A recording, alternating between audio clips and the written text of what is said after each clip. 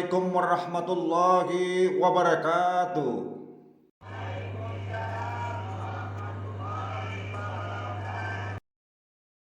Bismillahi walhamdulillah wassalatu wassalamu ala sayyidina rasulillah sayyidina wa maulana Muhammadin abdillah wa ala alihi wa sahbihi wa mawala amma ba'du. Subhanaka la ilma lana illa ma 'allamtana innaka antal alimul hakim. La huwala wala quwwata illa billahil aliyil azim.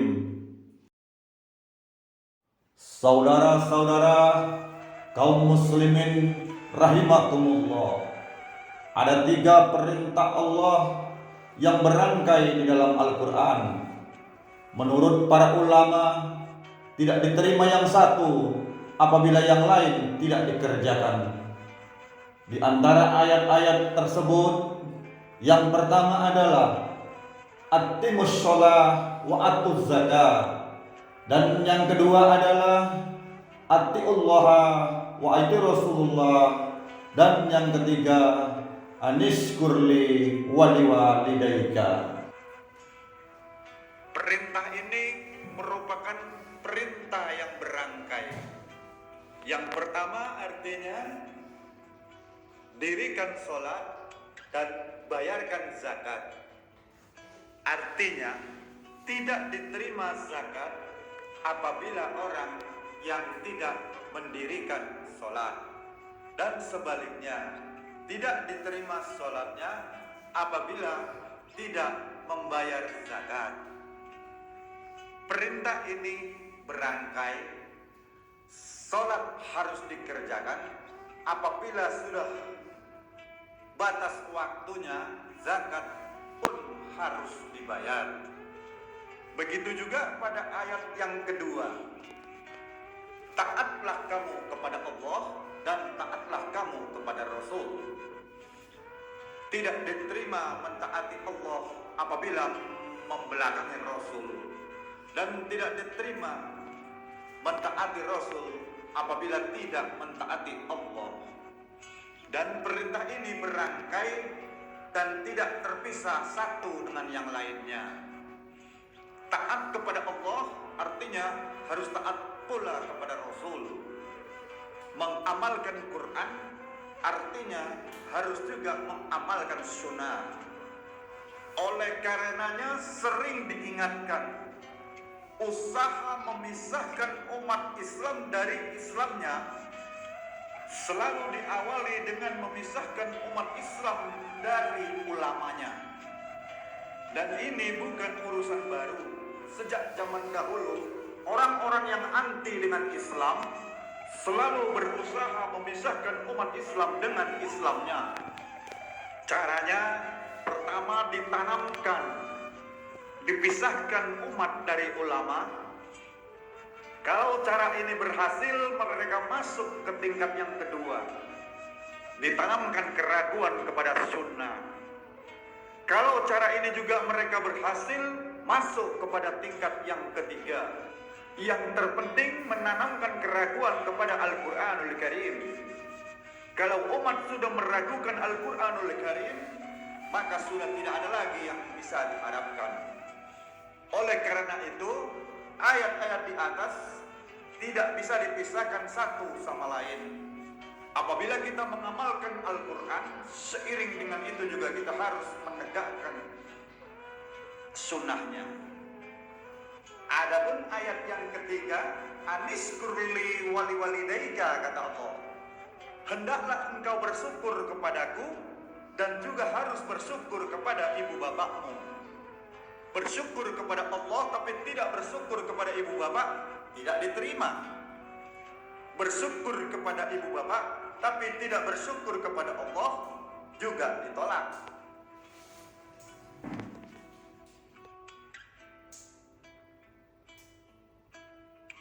Begitu tinggi kedudukan kedua orang tua kita sampai dirangkaikan dengan menyembah kepada Allah. Sudah itu apa katanya? Berbaktilah dan berbuat baiklah kepada ibu dan bapak. Seperti yang dikatakannya di sini, sembahlah Allah dan jangan disekutukan Dia. dan berbuat baiklah kepada kedua orang tuamu.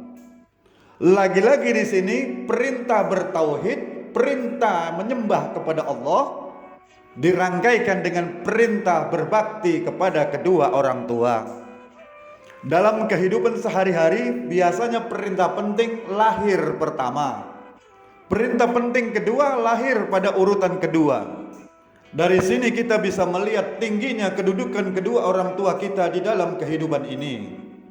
Lalu orang tua adalah bapak dan ibu. Keduanya mempunyai peranan yang sangat besar sejak lahir kita ke alam dunia ini sampai kita meningkat menjadi anak-anak dan menjadi remaja dewasa. Bapak misalnya, dia sibuk mencari nafkah, pergi pagi pulang sore, banting tulang peras keringat, karena harapannya kelak agar anaknya hidup lebih baik daripada dirinya. Dan untuk itu dia rela peras keringat banting tulang. Seolah-olah dia berkata, biarlah ayahmu kaki jadi kepala, kepala jadi kaki, asal kelak engkau jadi orang. Yang kadang-kadang kita, anak ini setelah menjadi orang, kadang-kadang kacang lupa sama kulitnya. Sehingga boleh jadi orang berkata, kalau orang tua kaya, anak jadi raja. Tapi kalau anak yang kaya, orang tua yang menjadi budak. Orang tua kaya, anak jadi raja. Apa yang dia mau pasti kesampaian. Tapi kalau anak yang kaya, kadang-kadang orang tuanya yang jadi budaknya. Lalu di samping sibuk mencari nafkah, bapak juga memberikan perlindungan kepada anak, menjadi simbol wibawa yang pada suatu saat nanti kita akan merasakannya apabila dia sudah tidak ada. Begitu kira-kira kecenderungan orang. Seperti kata Imam Ghazali, kamu baru merasa pentingnya sebuah nikmat apabila dia sudah tiada. Kita baru terasa sehat kalau kita sudah merasa sakit. Baru tahu pentingnya gigi kalau lagi sakit gigi. Terasa pentingnya telinga kalau kita lagi budak.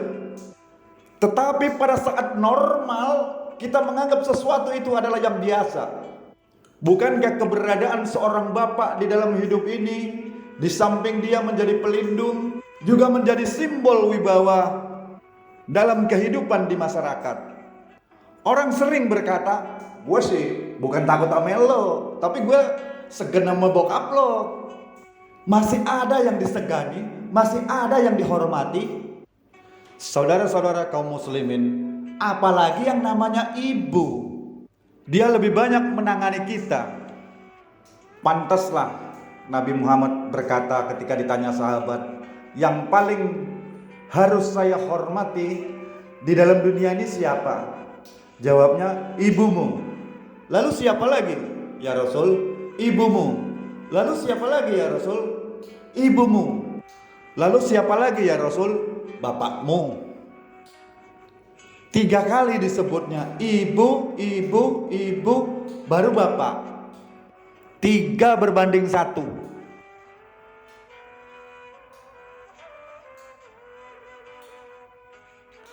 Kita lihat, pertama yang namanya ibu, dia yang mengandung kita dalam keadaan berat yang bertumpuk, berat kuadrat.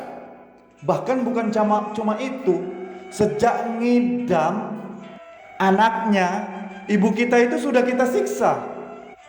Yang kepengen dimakan, yang bukan-bukan, muntah nggak karuan-karuan, keinginan yang tidak musim, sampai ketika terjadi proses kehamilan. Dari hari ke hari kehamilannya makin lama makin berat, makin hari makin besar. Kemana-mana dibawa, belum pernah ditaruh. Ah, ini berat, orang mau ke pasar taruh aja dulu. Tidak. Itu ya saudara, orang hamil tuh. Saya sendiri alhamdulillah belum pernah hamil. Ketika itu beratnya 2 kilo, itu rasanya luar biasa. Mau coba dicari kelapa yang kira-kira beratnya 2 kilo, gantung di perut, bawa kemana-mana. Apa enak seperti itu? Makin lama makin besar kehamilannya, tidurnya pun serba sulit, sampai dia kepada saat tibalah waktu untuk melahirkannya, berhadapan dengan dua pilihan. Kalau tidak hidup, mati. Dan seorang suami tidak pernah menghadapi saat-saat kritis semacam itu. Paling-paling kalau saat istrinya melahirkan, suami cuma nungguin di depan pintu, bingung, gelisah, tapi masih sempat ngerokok. Si istri sudah pasrah berhadapan dengan kalau tidak hidup, mati.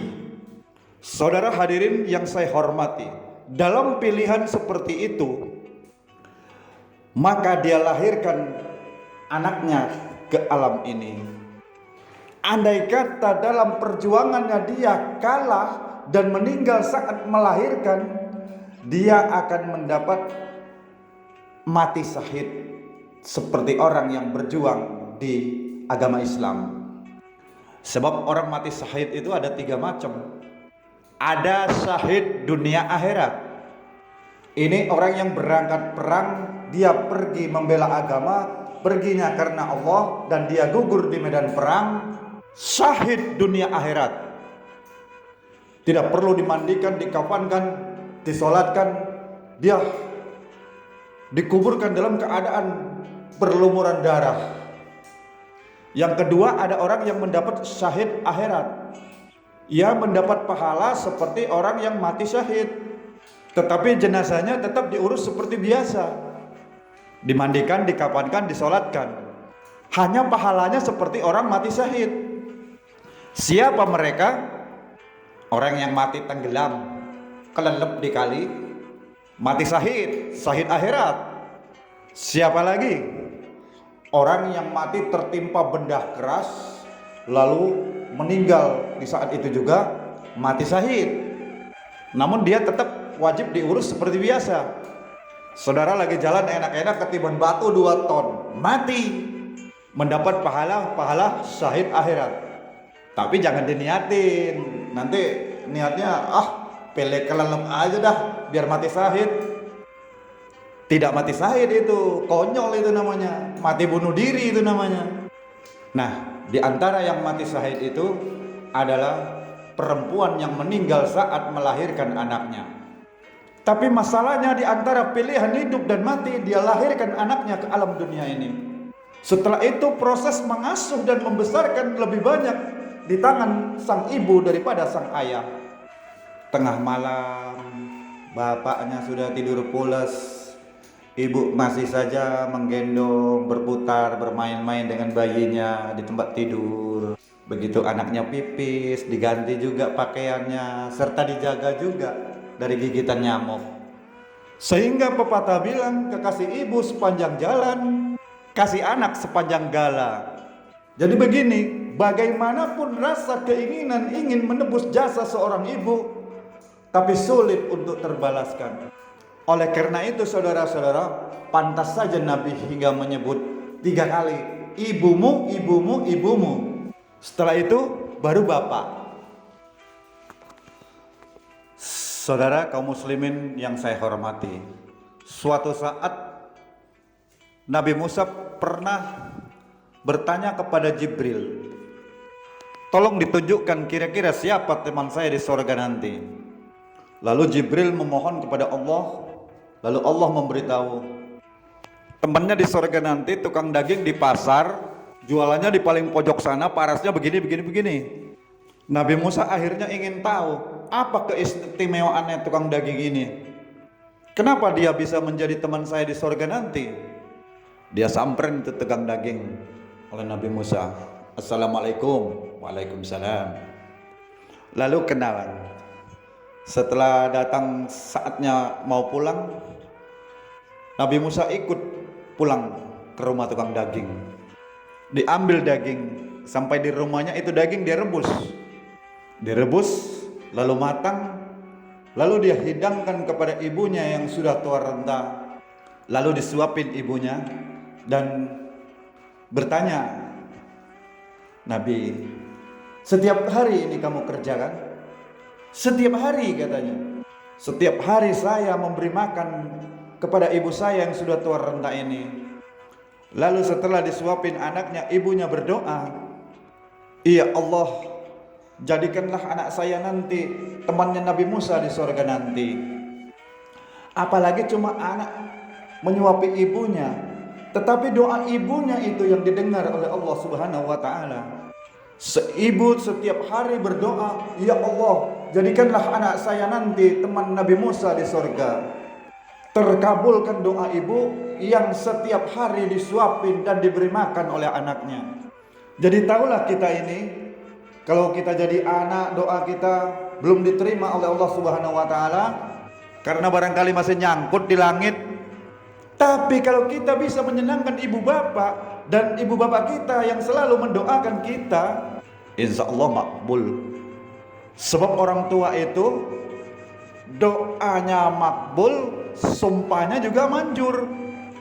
Kalau ibu sudah berkata, "Nak, air mata yang tertumpah untuk mengasuh dan membesarkanmu, air susu ibu yang kau minum sampai kau tumbuh menjadi dewasa seperti ini, seluruh cucuran keringat ibu rela, nak, kelak engkau bisa menjadi orang yang berguna." Insya Allah itu ada berkahnya. Tapi kalau hati orang tua sudah masyhur, apalagi sampai keluar sumpahnya, banyak legenda-legenda, entah itu namanya si maling kundang, banyak cerita-cerita lain yang menceritakan bahwa tidak akan tegaknya tanpa doa-doa dari seorang ibu kepada anaknya. Saudara-saudara kaum muslimin yang saya hormati, memberikan makan kepada kedua orang tua, saudara-saudara kaum muslimin yang saya hormati, memberikan makan kepada kedua orang tua. Sekarang kalau kedua orang tua mampu bagaimana? Tidak jadi soal. Tidak jadi soal orang tua mampu atau tidak, kita mengirimkan makanan yang disukainya kepada kedua orang tua. Apalagi kalau orang tua kita sudah lanjut usianya, sudah pikun. Kalau masih umur 45 tahun, 40, 50 masih bisa makan sendiri. Tapi kalau dia dianugerahi oleh Allah Subhanahu wa taala umur yang panjang sampai 70, 80, seperti janji Allah, kami panjangkan umurmu, tetapi kami kurangkan nikmatmu. Panjang umur, nikmat berkurang. Artinya mata sudah lamur, pikiran sudah rada pikun. Mengurus orang tua macam begitu, memang kalau mikirin pegelnya, ya makan hati. Kadang-kadang karena pikun, pagi-pagi minta beli es alpukat. Makan lagi zaman susah-susah bubur, kepengen makan bubur. Namun disitulah ujiannya. Begitulah dulu orang tua kita melayani kita waktu kita kecil. Begitulah mereka melayani kita, ibu kita melayani kita, kedua orang tua kita. Di saat kita masih orok, di saat kita masih belum tahu dan mengerti apa-apa, dengan sabar dan telaten melayani kita. Tidak ikhlaskah kita di hari tua mereka kita melayani dan mengasuh mereka?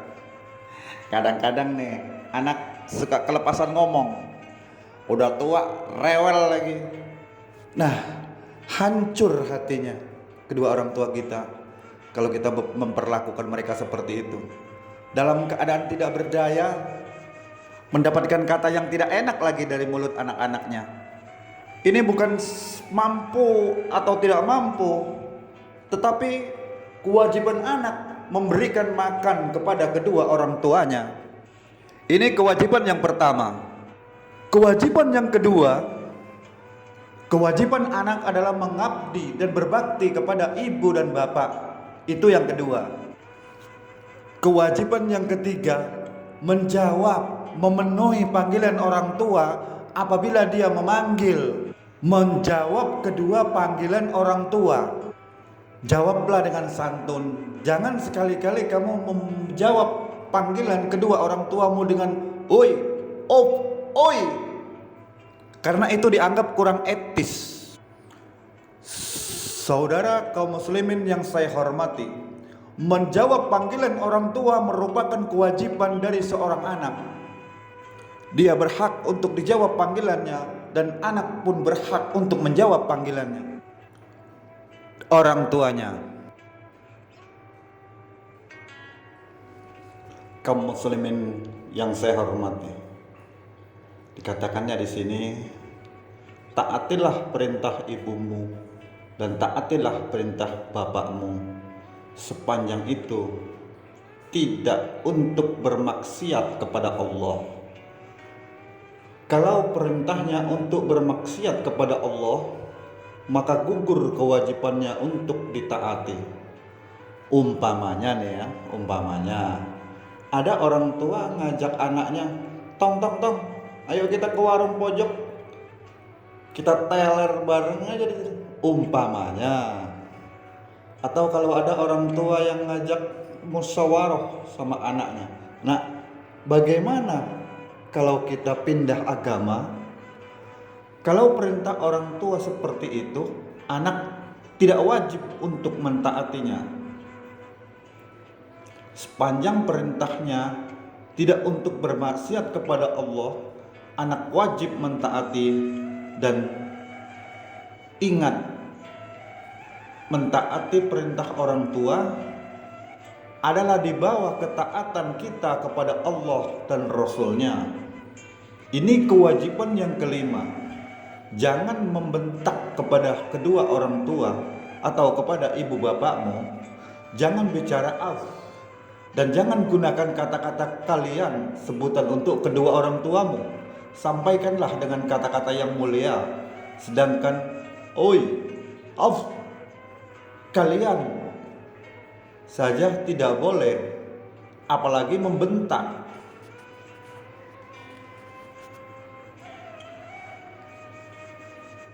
Termasuk orang tua itu juga mertua. Sebab orang tua kan ada tiga. Satu, orang tua yang melahirkan kita dan yang membesarkan kita. Dan dua, orang tua yang mempercayakan anaknya kepada kita, yaitu mertua. Ketiga, orang tua yang mendidik kita atau guru kita. Ketiganya fungsinya adalah orang tua kita. Kewajiban kita ini juga diberlakukan sebab hakikatnya mertua adalah orang tua kita juga.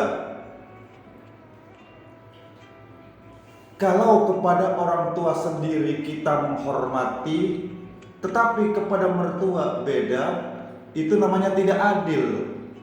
Tentu suami dan keluarga hatinya akan tersakiti. Berkata-katalah dengan kata yang mulia kepada orang tua kita. Yang keenam, kalau dia butuh pakaian, belikan dia pakaian walaupun dia sendiri mampu membeli. Misalnya, nak, anterin bapak beli kacamata ya.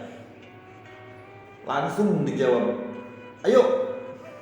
Anak langsung bilang seperti itu. Sesampainya di toko kacamata, bayarkanlah kacamatanya itu oleh anaknya.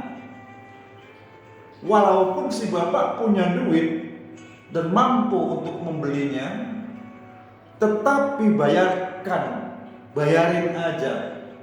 Jangan cuma karena bapaknya minta dianterin lalu benar-benar cuma nganter doang. Ketika suatu saat orang tua mengajak musyawarah, dengarkan dulu omongannya, tangkap seluruhnya. Kalau kita merasa salah, jangan dipotong dulu omongannya. Jangan lantas bilang begini, si anak bilang bapak itu salah. Itu sudah kuno, sudah kolot, kampungan pak. Jangan. Sebab itu akan menyakiti hatinya. Kalau hatinya terluka, sudah berdosa anak terhadap bapaknya. Ini yang dicontohkan oleh baginda Rasul. Kalau berjalan dengan orang-orang yang lebih tua, hendaknya mengiring. Yang muda hendaknya di belakang orang yang lebih tua. Kenapa? Karena itu adalah simbol penghormatan kepada orang yang lebih tua. Jangan merasa pendidikan lebih tinggi, merasa dirinya lebih hebat, merasa dirinya sudah tidak tertandingi lagi, terus main slonong boy aja. Orang tua apa sih, mikir, waduh hebat banget nih anak. Bukan golonganku, kata Nabi besar kita Muhammad Sallallahu Alaihi Wasallam, orang tua yang tidak sayang kepada yang muda, dan bukan golonganku orang muda yang tidak menghormati orang tua.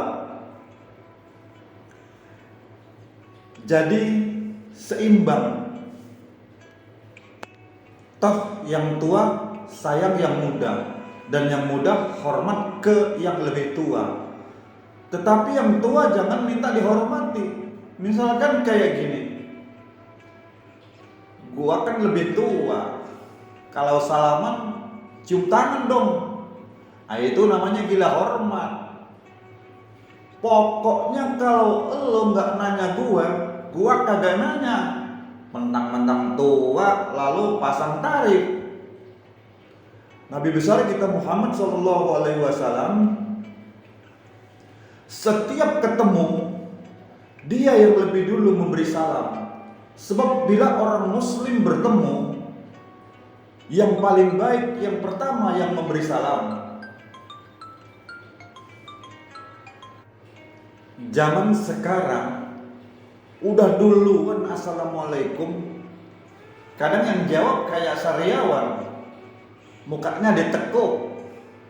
Kadang mau menghormati yang tua, yang tua malah gila hormat.